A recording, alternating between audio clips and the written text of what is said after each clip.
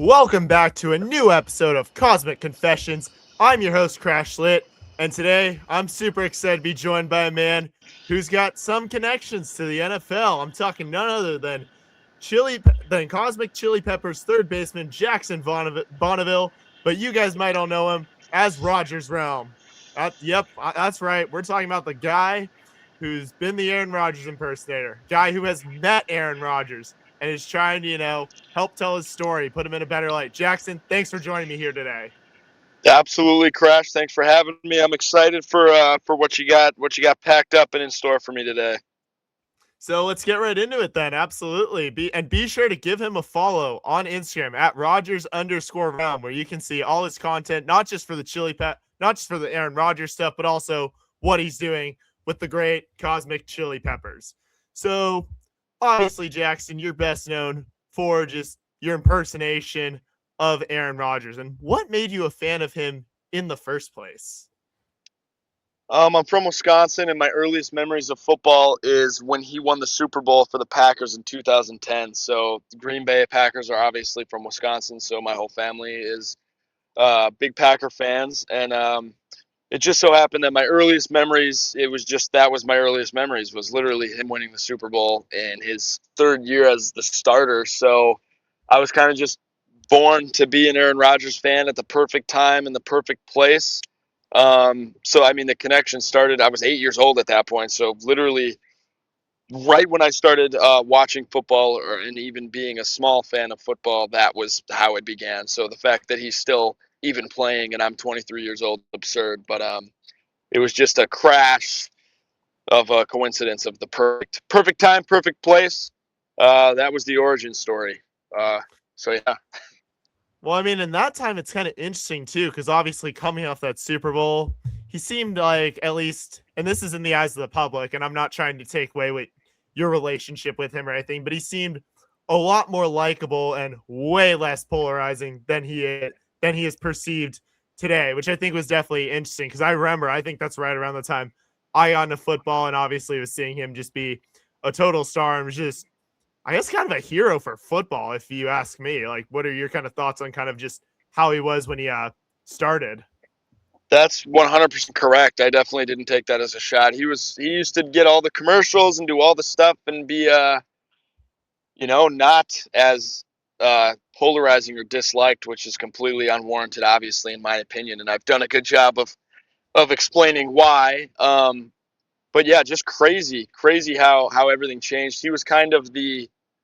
Um, he was the young guy with a bunch of older quarterbacks in the league back then. He was kind of the outlier young guy, and now there's a lot of really good young quarterbacks in the league and not as many older guys, and he's kind of the only older guy. So it just feels like he's always been um, the opposite of what's going on, and kind of just an outcast to a certain degree. And then, sorry, all the stuff that's gone on in the with the media and all of the bull crap, in a PG way, in my opinion, has been unfortunate, but in a way, it's definitely been good for business because I've been able to, who knows if he was always, you know, if he wasn't as polarizing as he was, maybe nobody would have cared about my videos. I couldn't have done a lot of the comedic things I did, which thankfully he seems to enjoy.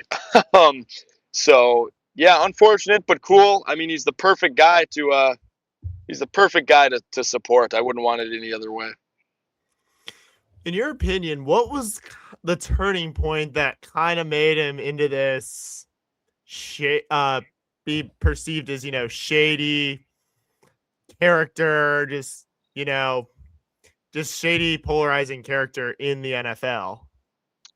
I think it was probably the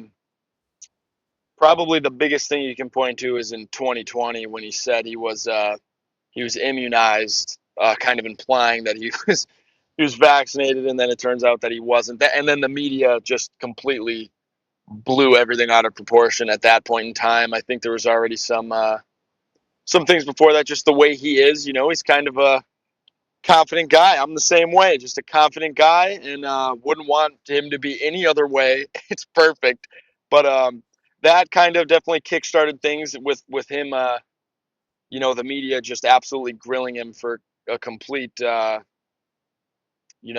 bunch of unnecessary reasons. That was probably the number one biggest thing. And then there was kind of a beef between him and the media, who would just bash him forever from that point on. They did it before then as well. Not speaking for him, but in my opinion, that was probably the biggest thing you can point to. Yeah, but I mean, before that, there were still some things before that about the way he is. But I mean, yeah, you're right. Back in 2010, it was definitely not like that. Well, it kind of was to a certain degree. Sorry, you asked me about Raj. I'm going to be a little long-winded. So even in college, he didn't get drafted first overall, and I think the biggest reason is some of the coaches thought he was a little arrogant. And he wanted to be drafted first overall to the 49ers, who his childhood favorite team was. And then he fell to the 24th pick, thank God, which was the Packers. But the biggest reason then was he's a little arrogant and he's a little cocky. So, yeah, I mean, it's just always kind of been that way, but more amplified after 2020. So long-winded answer, but that's what I think. So about 2.5, 3 years later is ultimately when you created your Rodgers Realm account, and kind of obviously there'd been more stuff too. What really inspired you to just go out on this mission? I mean, I don't know if you would call it a mission, but start this chapter mission and be like, I want to change the perception around this guy. What inspired you really to create that?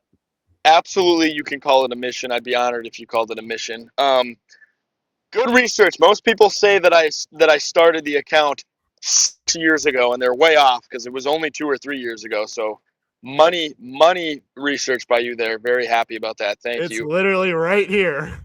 Yep, I know. It's not that difficult, but you nailed it. So the account started. The goal of the account wasn't to change the perception of him, because I never thought I would get to that point of notoriety, but it was one of my best friends, Avery. I tell this story all the time. One of my best friends, Avery, who I went to college with, sent me a video one time, and it was a video of a guy named Carter Thompson on TikTok, and it said, "Aaron Rodgers be like," and it was him impersonating Aaron Rodgers. It was a funny video. It was a good video, but he sent it to me, and he's like, "Hey, you could do way better than this. You do this all the time, but you've never done a video on it." And I watched the video and I was like, wow, I do all of that stuff.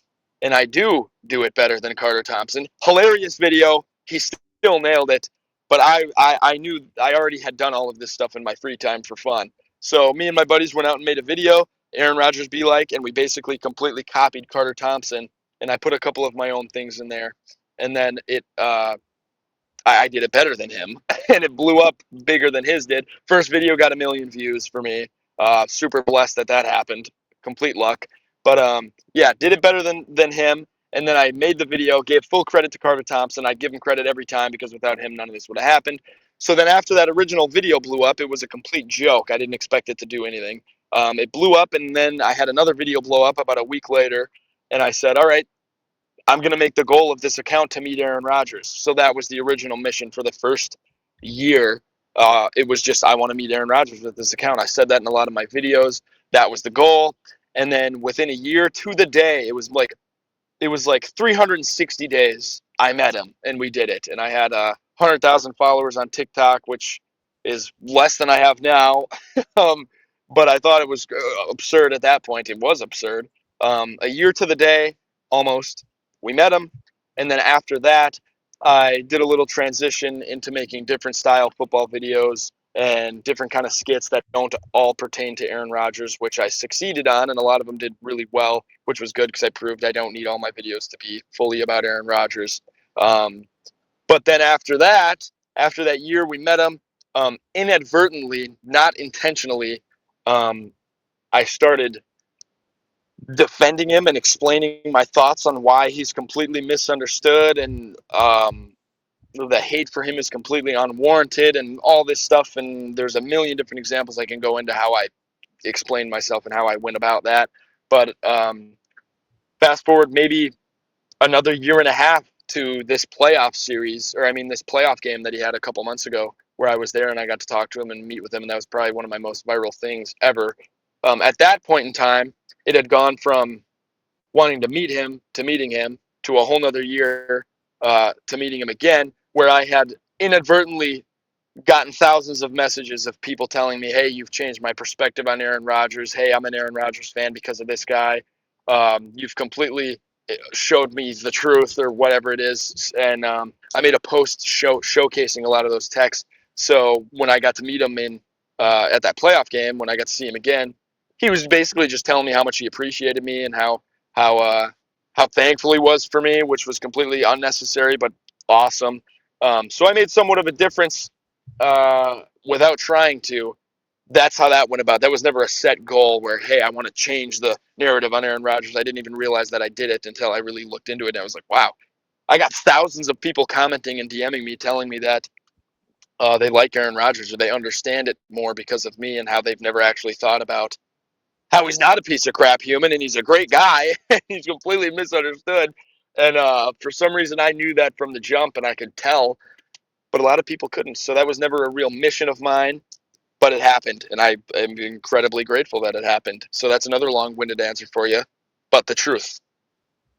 Absolutely. I completely believe you, especially, as I've, gotten to know you over this past month, Jackson. I think it's definitely been cool to kind of hear a bit about your story. And I'll admit, I had some of these sort of same, kind of thought he was sort of this shady guy. Obviously, COVID thing, I think probably did it for me. And then also as I've, learned a bit more, obviously, the estrangement from his family and some of these other things, especially as, he kind of also was kind of complaining about as the Packers were, preparing to have Jordan Love succeed him. I think it kind of definitely does, sort of point to, I think a lot of fans can sort of see him in a sort of selfish way, but I think you do a great job of really explaining that that's not true at all. So I think it's something I think really a lot of people, I think, can be really appreciative of what you've done through this account. Yeah, the biggest thing, I know you didn't ask a question, but the biggest thing is, the quickest way I can explain it is if you listen to any teammate or any coach or any human who has actually met Aaron Rodgers or knows Aaron Rodgers, they will exclusively tell you what a great guy he is, how nice he is. He's the nicest, sweetest, most kind, warm-hearted guy that they've ever met in their life. But then if you listen to the people who get millions of views for having TV shows and having social media accounts and clips and media people who have never met him a day in their life, have never experienced Aaron Rodgers whatsoever, they will tell you the complete opposite. Anybody who doesn't know him will tell you the complete opposite. What a horrible teammate he is, what a horrible guy he is, what a horrible person he is. You take whatever people you want to listen to, you take them and listen to them. I'm going to listen to the people who know Aaron Rodgers and have known him for years and are close with him and played with him, rather than listening to the people who, for some reason, everyone else wants to listen to, the media people who don't know him at all. I know him. I met him twice. I've talked to him a few times. He's a pretty great guy. He's pretty cool. He could have easily just been a dick to me and been like, hey, who's this idiot dressing up as me? That's probably what everyone would guess he would do by their perceptions of Aaron Rodgers. Oh, he's not going to like this. Is completely weird, blah, blah, blah, blah, blah. Had no reason to be nice to me. Had no reason to like me. But he does, because he's just a good guy. And that's just all you need to know about good old Raji boy. He's just a good guy. Great Well, guy. I'm gonna take the guy that I know, the guy who has met him, the guy who has impersonated him. So I guess I'm now up. I love that. I'm on his side now. So Love it. You've convinced one more member of the media to join the right side. That's what I'm here for, baby. That's what I'm here for. I can't speak for everyone else, but I do want to ask you about someone who before I ask you this, actually, I want to ask, what was that first meeting like? You talk about how he could have completely blown you off, then just like dapped you up, and then just been like, yeah, whatever. Could have completely left you with like an impression of like, screw this, I'm deleting the account, I'm tossing everything. What was that first interaction like with him when you first met him? Yeah, the first interaction was Jets training camp of 2024. And in hindsight, after the interaction, the Jets workers told me that they didn't think he was going to walk up to me and talk to me. For whatever reason, they just didn't think so. And again, he proved them wrong because he's a great guy, and he did walk up to me and give me the time of day. But obviously, that was the greatest day of my life, and it was absurd. But I think I would like to actually ask him this whenever I see him again. So I'm confident that I will. But I would like to ask him, the first time we met, I think for him, I don't want to speak for him, but it probably felt more like just like a cool fan moment of me getting to meet my favorite athlete of all time. And then I don't know if he would agree with this, but I think maybe he realized more like that I'm really a Raj guy. Like I really am a good. I don't know how to word it, but it was a little bit more than just a fan meeting his favorite player, because the second time we met, there was a lot more lore throughout my videos. A lot, all his teammates knew me. I had gotten to a different level of not fame. I don't like saying that, but a new level of following, or a new level of virality is probably the best way to put it. So he's seeing it a lot, and he's seeing it a lot more. And my videos got better and better and better, obviously, as I did it more, more polished and more professional and funnier. I got better at actually creating the videos, which is why they did better.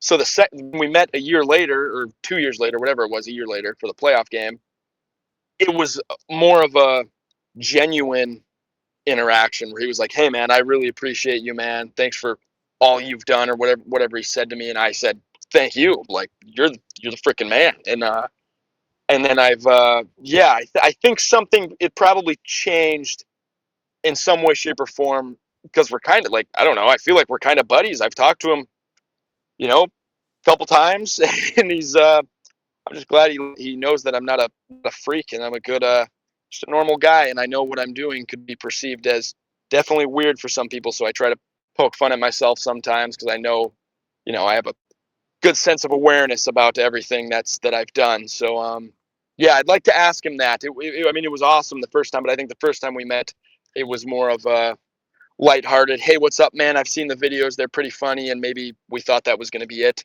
And then, I was at a Steelers game in the middle of the year when they played the Packers, and he saw me and gave me a little heart and kind of nodded at me. So maybe then he was like, "Oh, he's following me around." And then the second half of the year, my videos really exploded. So then, he's like, "Holy crap, this guy's really, really about it." And it was more of he saw how I was trying to change the perception of him, and I was really, really like supporting him hard, obviously. So yeah, I'd like to ask him that. That's how I think. That's what I think is the truth, or kind of what happened. Could be way off, but yeah, that's kind of my explanation of. You only asked me about the first meeting, but that's my explanation of the whatever the word is, the however it went, the growth of the relationship. Fair enough. And I was going to ask about that second meeting, but you basically answered that question for me. Sorry, But my bad. no problem at all. You tell whatever stories you want. I'm just asking the questions here. This is your time, Jackson. And I do want to now ask you, though, you've mentioned to me that you read the book by Ian O'Connor, the unauthorized biography on Aaron Rodgers, Out of the Darkness, The Mystery of Aaron Rodgers, which was released in August of 2024. And I want to The know same month that I met him. And I want to know, where do you think O'Connor got it right? Especially because he got all these access to him, and Rodgers is not involved in how O'Connor puts the story together. So where do you think O'Connor got it right, and where is he wrong? I don't know anywhere near as much as either of Aaron Rodgers or O'Connor about it. I read maybe the first 2/3 of the book, and then it was I vividly remember I stopped reading around the 2014 time span, because it was about to get into the family stuff, and I'm not going to talk about his freaking any of the family stuff or his personal stuff that went on. Not my place to talk about it. And I didn't want to read about the negative stuff. Like I read about all the good stuff, and I didn't want to. Like 2014 was the worst playoff loss, where they lost on an onside kick in the NFC Championship game to the Seahawks, and there was a number of just horrible memories of playoff games where Rodgers played great and was the hero, and they blew it, that I didn't want to read about. And at the same time, it was about to get into that personal stuff where I was like, okay, I don't want to read about somebody else telling me about Aaron Rodgers' family history and stuff that I'm not going to believe what I'm reading, and I don't want to read about it. Not my place to talk about it or read about it. I think the parts that I read, he got right, because I mean, I just liked reading about his family. Like his grandpa was I can't remember, but his grandpa was like flying. They had cool war stories at the beginning. I was like, holy crap, this is crazy. And this is just so much cool stuff for the first 2/3 of the book, and I stopped reading because I didn't want to read the negative stuff. But what I read, it was highly entertaining and awesome to read about. And I gave my best friend Marcus, the book one time. I have a picture of him reading it. I just handed him the book. I was like, "Hey, read the first chapter of this. This is pretty freaking cool." And he couldn't put the book down. He just kept reading it page after page. So it's pretty good and entertaining. And then I stopped reading at the parts where maybe I don't even want to talk about it. I stopped reading at that point. I didn't want to read the rest of it. But yeah, I don't know what he got right or wrong, but it's a really good, like, it's a good book. It's really entertaining. I'm not a reader. That was the first book I've really actually read in my whole life, and I was really addicted to it. Great book. Super entertaining. I couldn't put it down. So I don't know if he got anything wrong, at least in the first 2/3 of it, before it got into all the stuff that I didn't want to read. Was really curious about it. Because obviously I interned at the Fox 11 in Los Angeles, and my boss at the time, Kyle Kraska, got to interview O'Connor. So I heard O'Connor talk a little bit about how he got the access. So really wanting to hear from someone who's on a mission out here, trying, change the perception, or wherever you're at in your mission now, if it's changed or evolved. So just was really curious about that. And what I find interesting is you talk about how the first time you met him, it was after he'd been traded to the Jets. So what was your reaction after he got traded and then just 4 plays into his Jets career just has that injury? Yeah, so I didn't start the account until he was traded, ironically, because I was so broken that he was done playing for the Packers. I was like, oh my God, like I am just destroyed. So I literally built a reality where I'm buddies with him, which is absurd. But I mean, he went to the Jets. I obviously was gonna still be a fan of him. And if you scroll far enough down on my account, I probably had 30,000 or so followers at that point in time, maybe 20. That was right when I was kind of kicking things off. Obviously, it was the summer before the season started when I started doing all my stuff. It was the summer before his first Jets season started when I started doing my stuff, to word that correctly. So obviously there was a ton of hype, and I was super excited. And if you scroll far enough, you don't have to, but you can see my reaction video of, it happened live. I'll never forget where I was sitting at the University of Jamestown apartment with my roommate Jet in the living room, watching it with my Chicago headband on. RIP Juice World. That's why I had that headband on. And then I recorded myself like this on TikTok, and I just hit record and I started talking, and I was completely broken. And I was like talking about how I don't think he's ever going to play. I don't think he might play football ever again. I think he tore his Achilles. I don't think he'll play again. I'm completely broken. I can't believe I just started this account and now everything's going completely wrong. Everything's over. And then to think that he played 3 more years after that, potentially, if he plays this year, is absurd. Incredibly thankful, because him playing has been really awesome for me, not just to watch, but I mean also to make hilarious videos of. I'm just blown away that he kept playing after that in the first place. Looking back, I mean, he was pushing 40, he tears his Achilles, comes back and plays 2 full seasons. One with the Jets, which just was horrible. He just got destroyed every game, and it was so brutal to watch. I don't know how he didn't break his leg again, but yeah, if he plays 3 more years after that, I mean, you couldn't ask for anything more. Just insane. But yeah, I was pretty distraught that night. If you want the short answer, I was completely appalled and distraught and broken. I can imagine, especially just with how much of a super fan you are of him, and that's been very apparent throughout ever since I've met you, pretty much. And as everyone's saying, oh yeah, we got an Aaron Rodgers impersonator, an Aaron Rodgers guy around here. Especially one of my buddies who's a huge Packers fan, who actually came to our scrimmage at Shepherd right before we went to Jacksonville. So he was kind of excited he was pretty excited that you're in Cosmic. But I do now want to ask you awesome. about, I do want to move into you're into baseball a little bit, especially your time here with Cosmic, and how this season you're now honoring Rodgers by wearing a full Packers fit, like as in football, with the helmet and everything, and his jersey to the plate at least once every weekend in every city that we're going to. And you've also been seen out wearing the helmet while you're out at third base. So, what inspired you really lean in that aspect of your brand while playing for the Peppers, who, let's be real, give everyone in the organization a lot of freedom to really embrace their personal brand while still repping for Cosmic? That's 100% true. I'm so grateful that for the way everybody is in the organization. I mean, it's insane. They don't need to let me do that at all. So insane. I didn't intend to hit like him every as often as I have. I once we got here and we went on our first trip, I made a video explaining, hey, I'm gonna hit as Aaron Rodgers, and then in my head it was I'm gonna do it once a weekend or maybe once every couple of weeks just for a funny video. And people wanted me to do it way more, so I did it. My very first at bat, I did it where I put the helmet on and the pads and the pants, and it went very well and people loved it. And I said, do you want me to do this once a weekend where we play 2 or 3 games in a weekend and I'll do it one time for that weekend, or should I do it once a game where I'll do it once every game that I'm playing? And people wanted me to do it every single game, so I did it. I do it every game in the daylight because the first half of the game is in the light, second half is in the dark. Not going to do it in the dark because the stuff doesn't glow the way that it should, or the way that it could.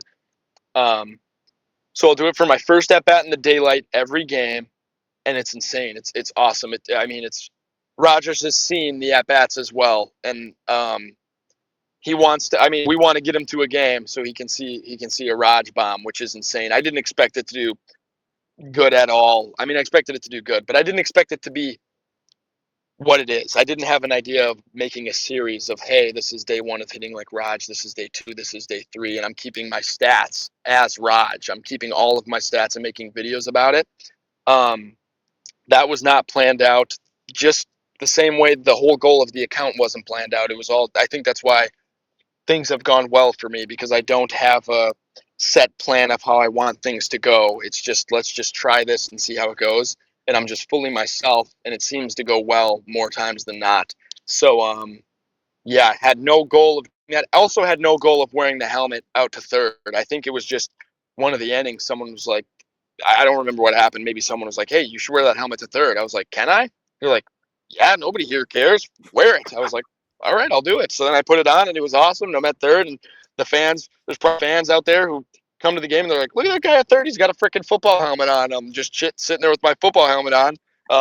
So it's awesome. That's exactly how I want it to go. It's a really unique thing that even if, fans in the crowd don't know who I am and they're not Aaron Rodgers fans or even Packer fans, it's a guy in a full football uniform playing baseball, which is hilarious and awesome and hasn't been done in the entertainment baseball world, which is kind of a new world.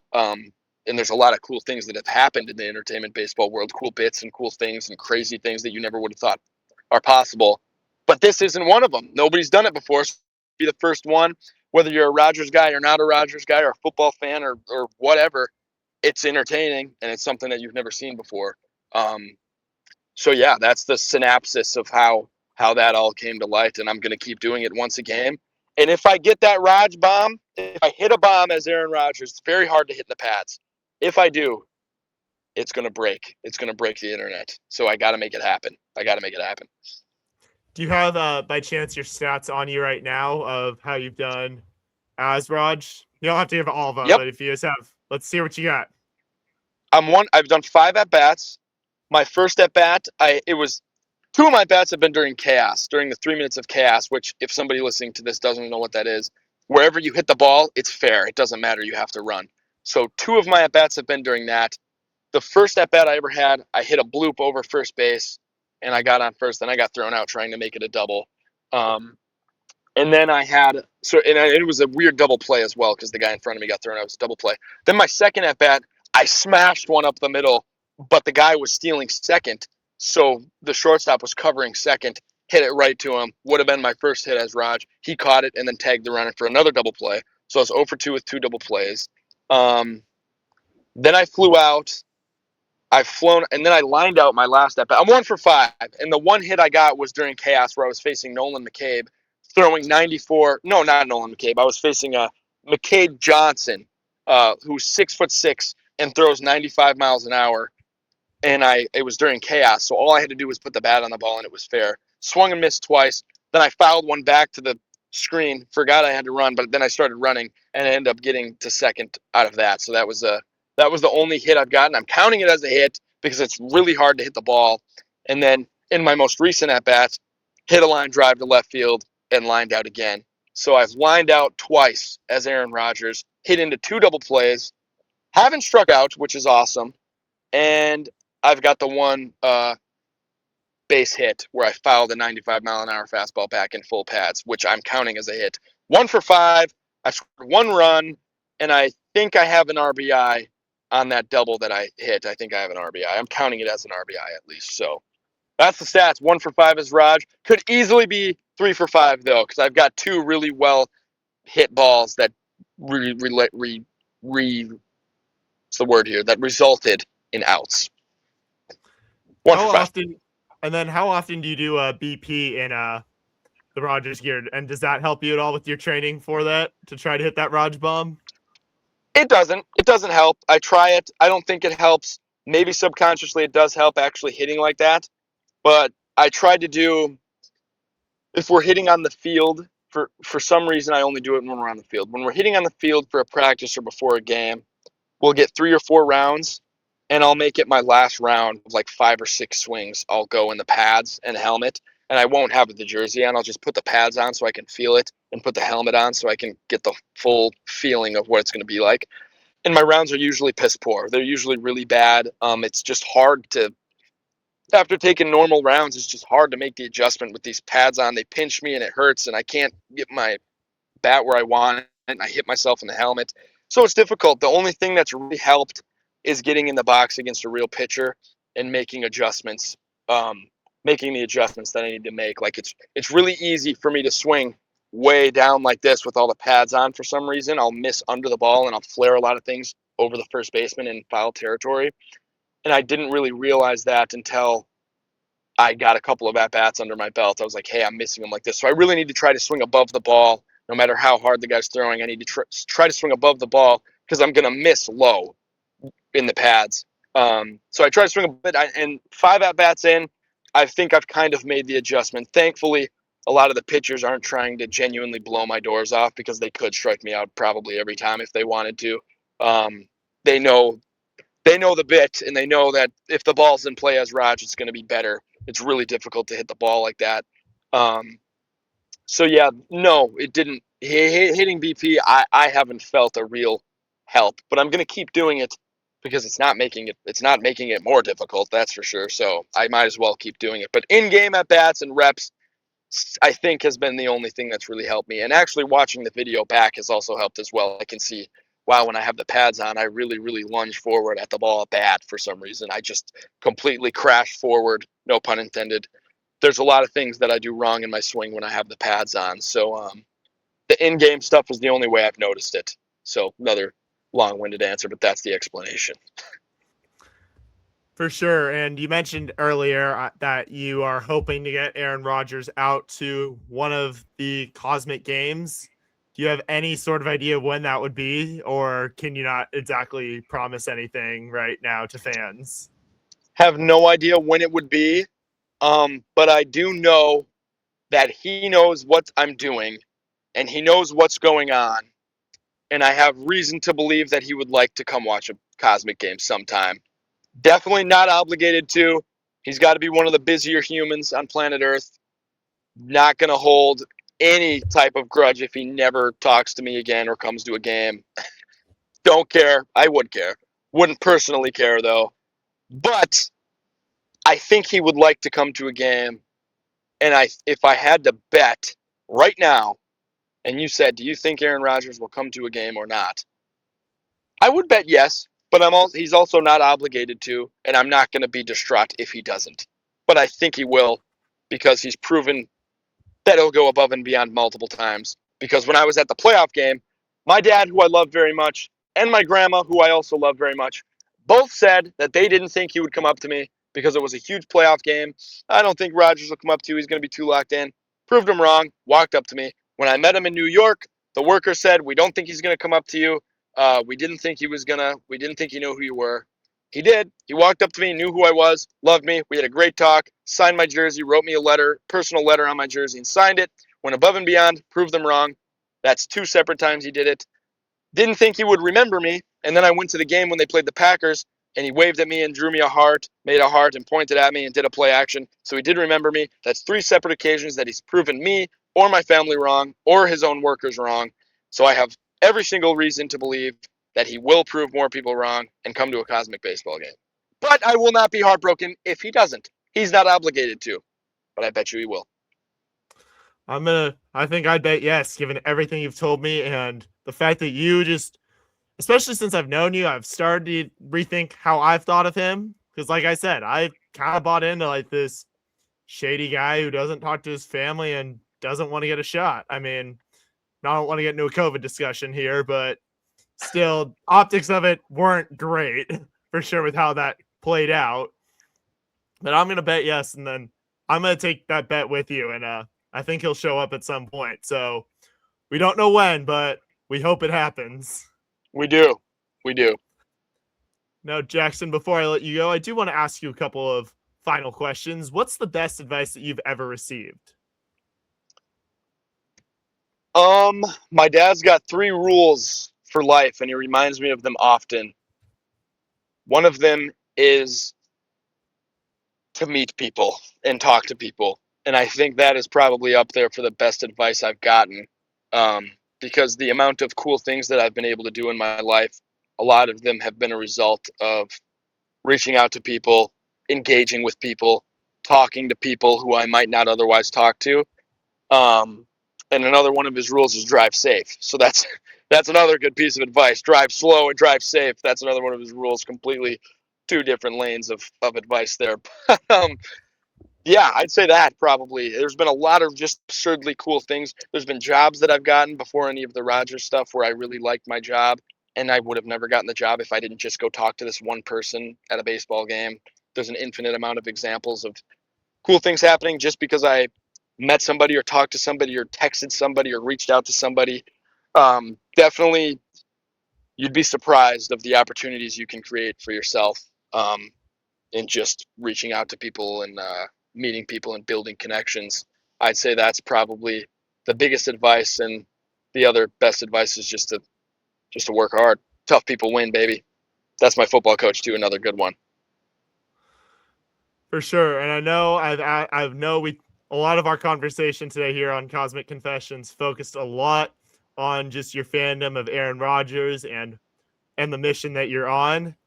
But I'm going to let you end the interview by leaving a message for the fans. Whether or not Aaron Rodgers shows up, what do you want them to know about Cosmic Baseball, and why should they show up to one of our remaining 28 tour stops starting this weekend when we go to Oklahoma City for 2 games? I think the camera, the videos that you see, 1, are amazing and super cool. But 2, they don't do it justice. When you're there and you see the lights turn off, it's like a different level of high definition in your face when comparing it to what you've seen on your phone or on a screen or on the streams. It's insane. It's the craziest thing you've ever seen in your life, especially from in the crowd. Because on the field, you can't see all I can see is the ball and the bat and the bases, and I'm focused on the game.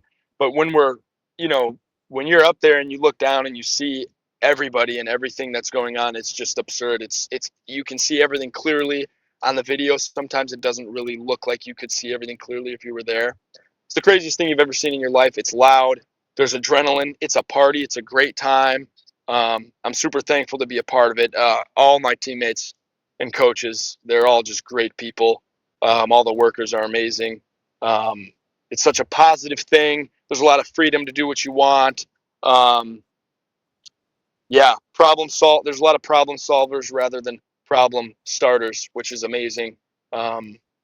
It's stress-free. It's just an amazing time. I can't say enough good things about how thankful I am to even be 1% a part of this entire Cosmic Baseball thing going on. And also, I think every single year, I mean, I wasn't here last year. This is only 2nd year. There's a lot of bigger things coming up as we move forward. seems to be on a completely different level of, you know, coolness isn't the right word, but it's on a different level this year than it was last year. And it's going to continue to get progressively crazier and cooler and playing in crazier, cooler places. And it's just absurd. And the video doesn't do it justice. The videos are amazing, but it's just more ridiculous when you see it in person. So that would be my message to the fans, and all the fans feel included. There's dozens of times, there's hours and hours and hours at multiple different parts of every day where we have a game where we're spending countless amounts of time with fans and kids and meeting people and engaging with them. So you're gonna feel you're not gonna feel lost in a swarm of people if you come to a game, even though there's thousands and thousands of people there. I think everybody feels included, and everybody. It's just awesome, man. Everything about it. I could go on for another hour about this, but that's the shortest I can make this answer. I know I technically said that was the last question, but I did want to follow up on something you said there.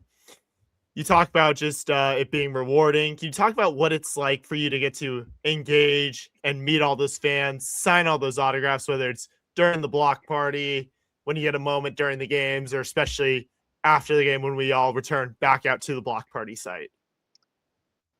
It's insane. One, it's incredible because of all the kids that you're getting to see, and all the fans, and all the happy parents that you're talking to their kid, and they're getting this cool moment in their lives, watching their kid have so much fun. But two, selfishly, it's incredible for me because I didn't get to play my senior year of college baseball a year ago because I got so sick.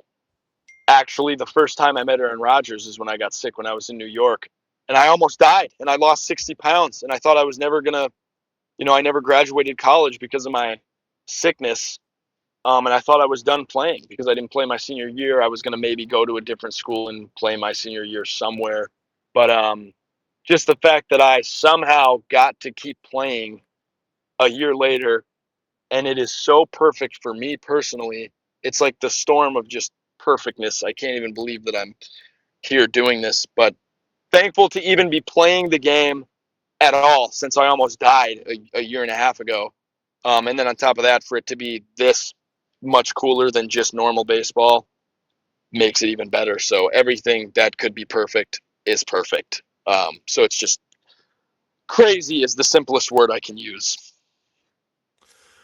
Jackson, Rodgers Realm, Bonneville, thank you so much for joining me here today on Cosmic Confessions. This has been so great getting to hear your story and talk about just how you've tried to help change the perception around Aaron Rodgers.